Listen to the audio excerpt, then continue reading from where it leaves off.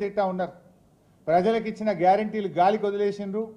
అందిన కాడికి దండుపాలెం ముఠాలాగా దోచుకుంటా ఉన్నారు. మీరు మీ దోపిడికి మేము అడ్డు వస్తున్నామని, నీ దోపిడిని కేటీఆర్ గారు మా బీఆర్ఎస్ నాయకులు ఎక్కడికక్కడ ప్రశ్నిస్తున్నారని నువ్వు చిల్లర రాజకీయాలకు పాల్పడతా ఉన్నావు. నువ్వు ఎన్ని కుట్రలు పన్నినా, నువ్వు ఎన్ని కేసులు పెట్టినా, నువ్వు ఎన్ని నోటీసులు ఇచ్చినా బీఆర్ఎస్ గొంతులు సింహంలాగా గర్జిస్తూనే ఉంటాయి.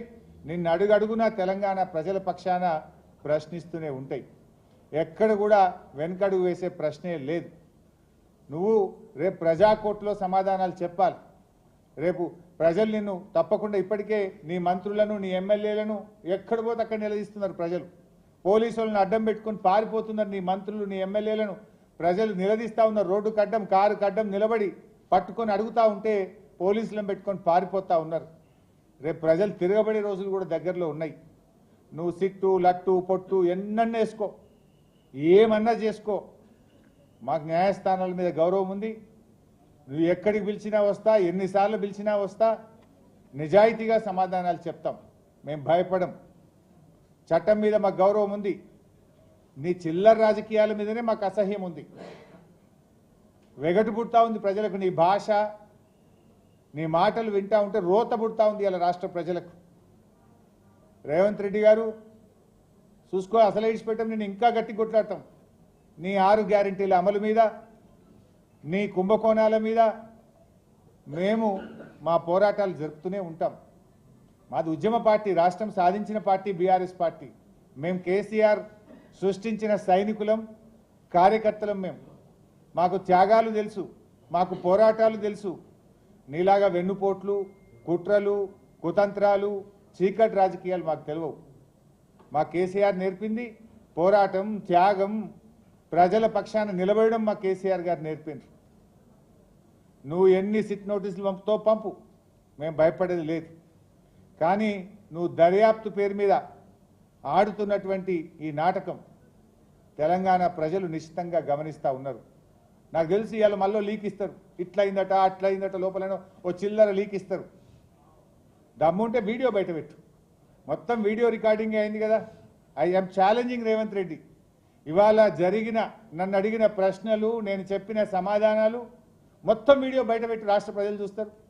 చిల్లర లీకులు ఎందుకు ఇస్తావు? మళ్ళీ నాకు తెలిసి ఇప్పుడు సాయంత్రం లీక్ ఇస్తారు. లీకుల ప్రభుత్వం ఇది. లీకుల ప్రభుత్వం, స్కామ్ల ప్రభుత్వం. లీకుల మీదనే ప్రభుత్వాన్ని నడుపుతున్నాడు రేవంత్ రెడ్డి. ఎంతకాలం నడుపుతావు లీకులను? ఈ లీకులు, ఈ చిల్లర రాజకీయాలు, ఈ బురద రాజకీయాలు నడవయి.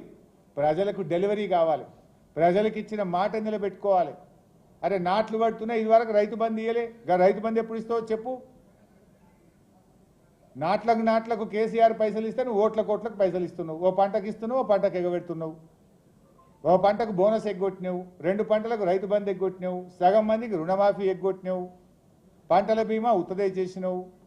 అంతా 2 లక్షల ఉద్యోగాలు ఉత్తదే అయిపోయింది. మహాలక్ష్మి 2500 పత్తా లేదు. 4000 పింఛను ఇవాళ ముసలోళ్ళు కళ్ళల్లో వత్తులు వేసుకొని అవ్వాతాతలు ఎదురు చూస్తున్నారు. వాటి గురించి మాట్లాడు. ఈ నోటీసులు మమ్మల్ని భయపెట్టలేవు సరికదా, మీ పతనాన్ని మరింత వేగవంతం చేస్తాయి. గుర్తుపెట్టుకో రేవంత్ రెడ్డి. ఇలాంటి నోటీసులతో మేము భయపడం.